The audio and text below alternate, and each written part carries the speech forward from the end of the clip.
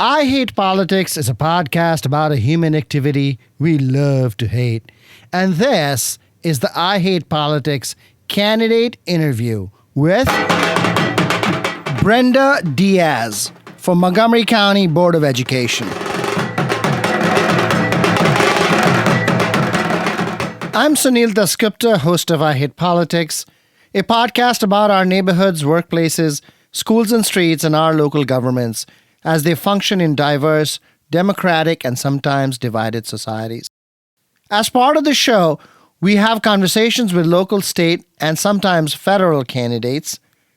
Rather than ask them how they stand on a multitude of issues, these conversations go in depth on a few issues.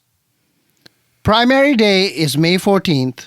The most important local offices on the ballot in Montgomery County are the 3 Board of Education seats.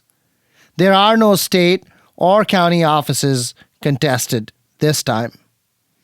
Voting for the Board of Education is at large, which means that all voters eligible to vote should vote in all 3 races that are being contested. Districting in the Board of Education races is only for candidacy. You can only run there if you live in the district. Brenda Diaz is a former MCPS teacher who now teaches private online school and helps homeschooling families. She is running in District 2 as a challenger to incumbent Rebecca Smandrowski, who did not respond to our interview requests. You can find interviews with other candidates in the I Hate Politics library on all major streaming platforms. Music for this episode comes from 2 piano compositions from Kensington resident Adam Bobrow.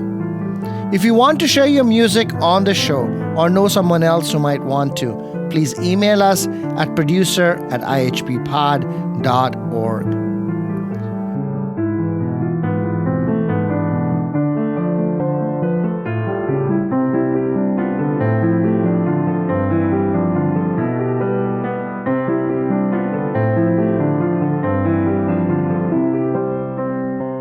Brenda Diaz, welcome to I Hate Politics. Thank you for having me. I'm really excited. You are running for the Montgomery County Board of Education in District 2. Everybody in the county votes for every seat, no matter the districting. You have wanted to talk about teacher morale. Can you describe the problem of teacher morale right now? So the problem with teacher morale right now is that teachers are operating under basically what I would determine is a lawless, almost an environment that is lawless, unstructured, and does not provide the proper framework for teachers to be able to lead their classrooms in highly qualified, highly regarded instruction, like instruction that leads students to excel, that leads students to challenge themselves. What you're going to see is what we're seeing right now in MCPS, which is a teacher shortage crisis, a sub crisis, and where, basically teachers are feeling disrespected as professionals. So when you say lawless, that's quite the claim. It's not like there is like pandemonium in a class. So what I'm talking about is the environment within school buildings. I think we just recently had a Kennedy High School teacher come and testify about how Kennedy High School basically is like an open air drug market for students. I had a friend recently send me a video clip of her child nearly being assaulted in the bathroom with a knife. I have a friend a former colleague of mine, who was recently assaulted by his students because he did not want to give them candy as he would normally give as rewards, right? What grade is that? I mean. Oh, this is all high school. I'm talking about the high school. So a teacher was handing out candy in high school as reward and was assaulted because he or she stopped? They were assaulted because they refused to give them out. He was approached by a group of students after class, and that's what happened. Which school is this? This was at Gaithersburg. So it's hard to know from the outside what exactly is going on in schools, but all the things you have mentioned, Mm-hmm. right? Availability of drugs in schools, fights in schools, what happened when you went to school. And then there was good education that was happening alongside. I can tell you what the difference is now. The difference is that before there were consequences for your actions. So, for example, I'll give you another example. When I was at Gaithersburg High School, because I was implementing a phone ban in my class, and I told the student of mine to put the phone away. He was so angry that he grabbed me by my wrist and would not let me go until the other teacher in the classroom told him to let me go.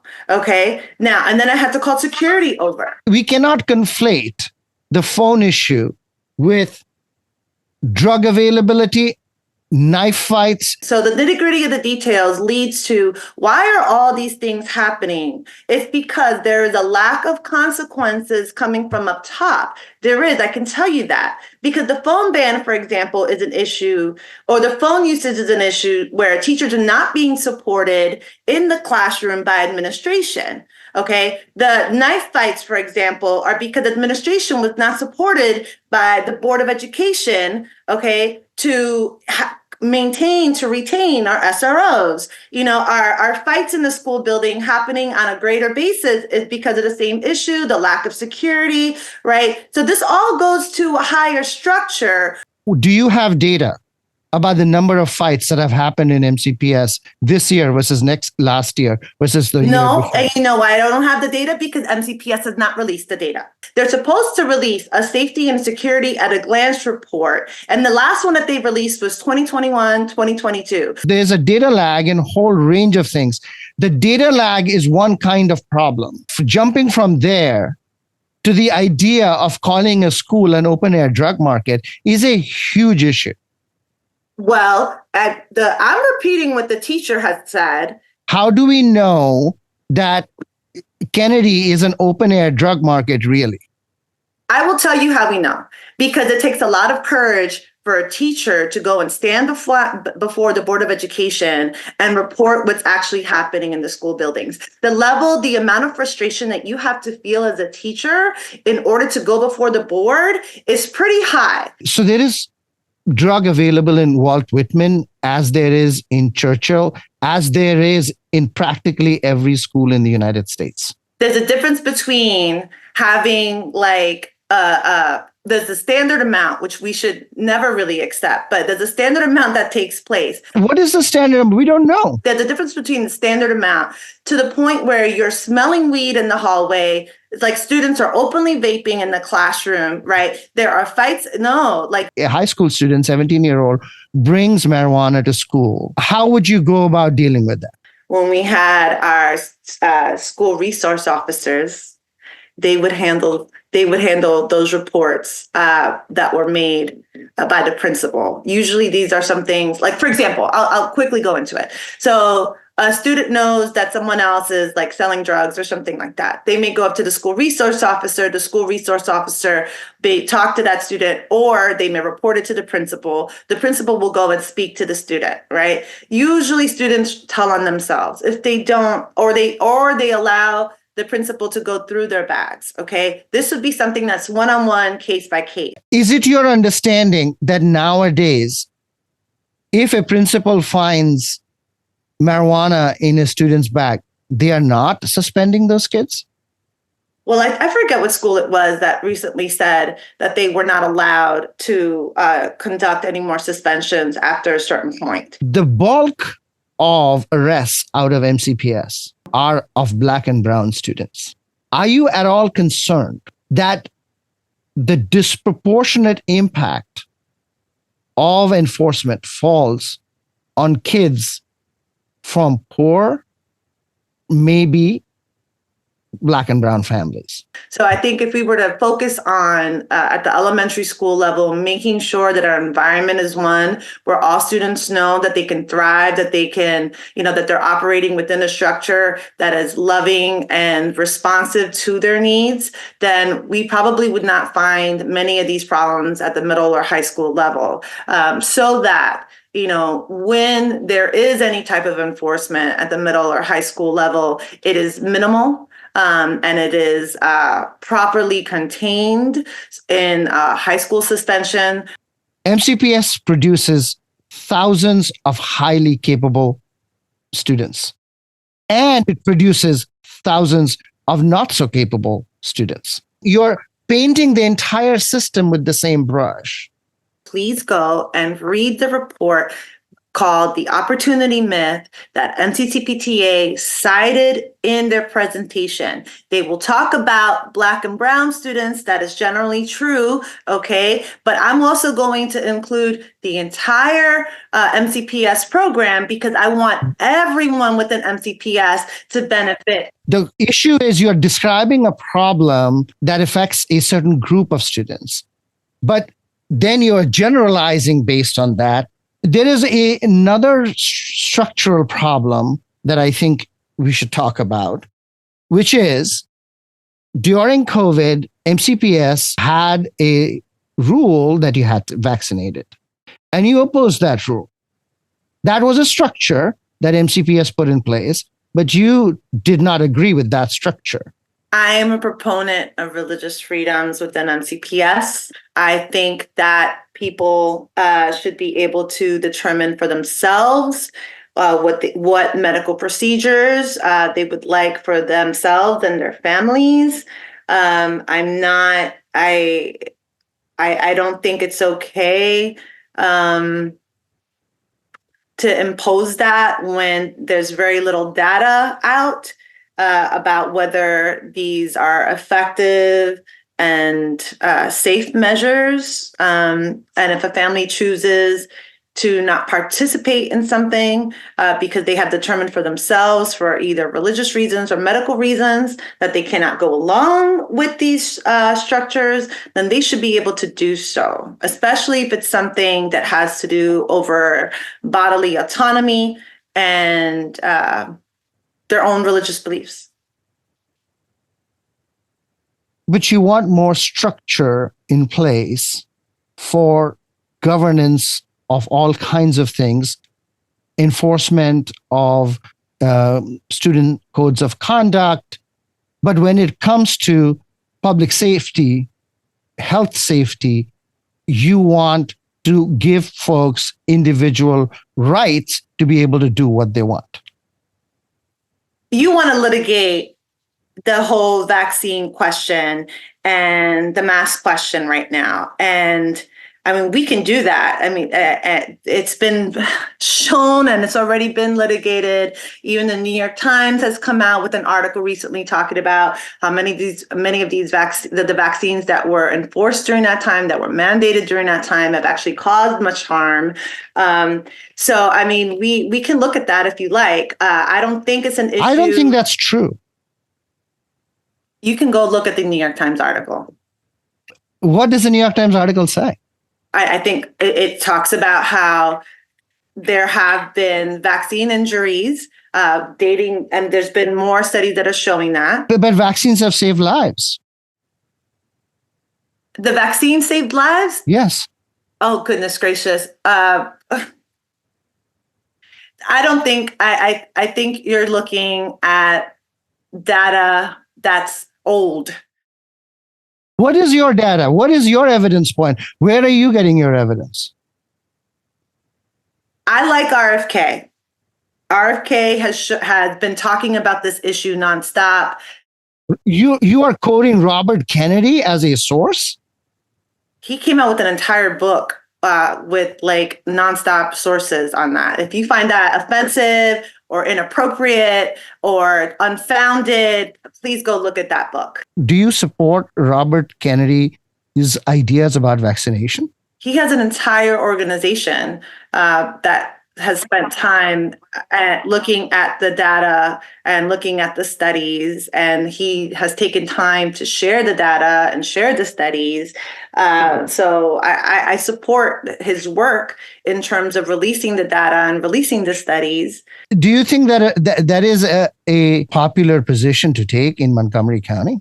Oh, absolutely not. I know that already. Do you think it was easy for me to take that position? Do you think it was easy for my family to take that position? Do you think it's easy to function within Montgomery County knowing that? I mean, I could have easily just up and left. Many people went and they moved to Frederick County because it was open for a very long time. Many people moved out of state because of that. No, I stayed within Montgomery County despite all that. Okay. I mean, it is not easy to be on the outside, when you take on a position of bodily autonomy, when you take on a position of religious freedoms. Okay. It's not easy within Montgomery County. Absolutely not. I understand the environment I live in. What about the bodily autonomy of young Black and brown kids who are disproportionately arrested in schools in MCPS? Do they get some kind of redress? They do get a redress. What is that? I'm asking for rules to be implemented. That is correct when it comes to making sure that you are not implementing direct physical bodily harm against another member of your community. Direct, where I'm actually hitting you, where I'm actually getting into fights. Okay. This goes across the board. All right. We know this goes across the board. You touch my body, we have issues. But I don't understand. This is a straw man argument. I mean, who is saying hitting is okay? Well, what I'm saying to you is look, I can tell you about, let's go back to that claim that you said that was unfounded. All right. I'm going to read to you what I received. Okay. March 2024, Clarksburg High School area superintendent allegedly said Clarksburg cannot suspend any more students because their numbers are too high. I would say hearsay. So once again, we are functioning within a system that will not provide the data for us to look at. I am not sure you've talked about fixing the data lag. That's an easy fix. You go in as a board of education and you demand, so you implement oversight, actual oversight. You go and you meet with the superintendent on a regular basis. You meet with these people on a regular basis, and you just don't accept that MCPS release information whenever they feel like it. You cannot accept that. The board accepts many things that are not acceptable. Otherwise, the data would be released. Tell me which school system has managed this data lag problem better than MCPS? I'm not aware of another school system. I'm talking about MCPS. What are you trying to say? That because other schools aren't doing something that we can't do it? So there are issues with how data collection is organized. There are issues, computer types of issues. I don't accept the excuse that because other schools aren't able to, we're not able to. What does that mean, not accept? You're outvoted. Voted. Isn't that funny? To be outvoted on something that would, so you're assuming that I would be. You know what? And here's the thing about being outvoted on a regular basis, okay, is that you are brave enough to call out the system for what is happening. Okay, we do not have anyone on the board that is brave enough to call out what is happening and stand up for their word and vote along with their word, okay, for exposing what's happening within MCPS and then making sure that everyone knows. So if I'm outvoted, but the public is informed, I'm okay with that. But you didn't change anything if you're outvoted. No, change takes place and it's incremental. Right now, we have a system where every single incumbent, well, except for Lynn Harris, okay, has been union endorsed, okay? And so, of course, nothing is going to change. There's not going to be any type of change if the system continues to reflect what's been happening nonstop. The union is responsible for this now? No, what I'm saying, is the union responsible for this? I believe from my meeting with the union, they have said outright that they want someone to consider them as the experts of what's happening within the school system. So if you have members of the board that have been endorsed by the union, and they're listening to the union. So what about the MCA argument that the Board of Education doesn't really listen to them even when they endorse them?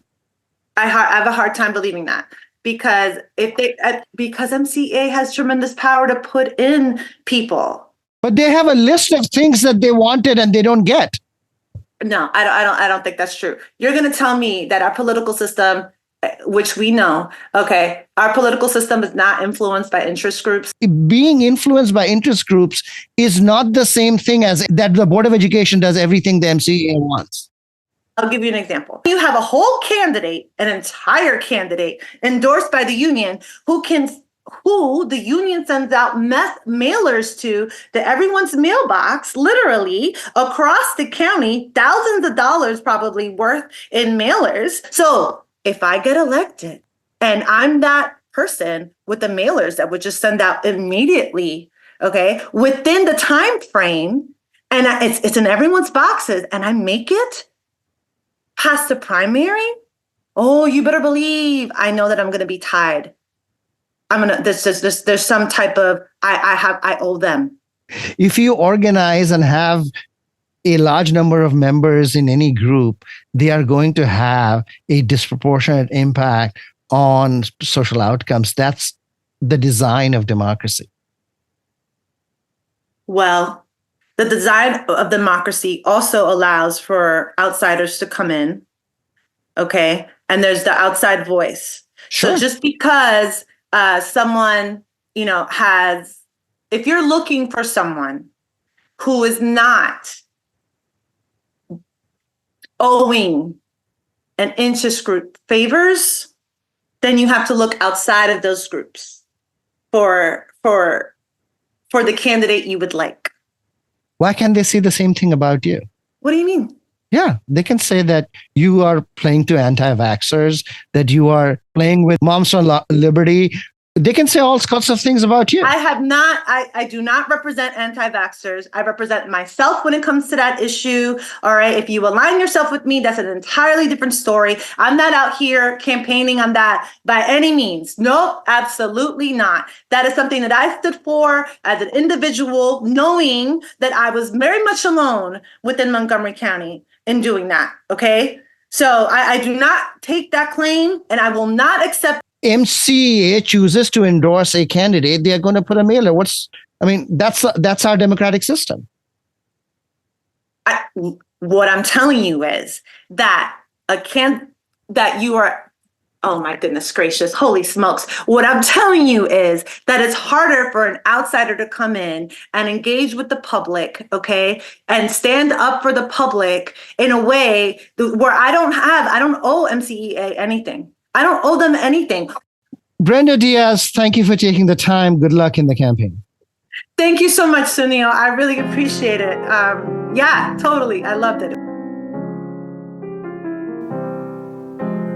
That's former MCPS teacher and currently private online school teacher, Brenda Diaz, who is now running for the Montgomery County Board of Education.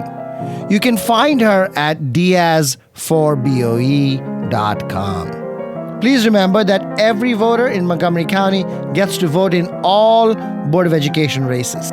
The BOE voting is at large. Board of Education districts are for candidacy alone. This is a big difference between the County Council and the Board of Education. Music for this episode comes from Kensington resident Adam Bobrow. If you want to share your music on the show or know someone else who might want to, please email us at producer@ihppod.org. I hope you'll listen, like, and share the show as we bring you stories about politics close to you and to your home. See you next time.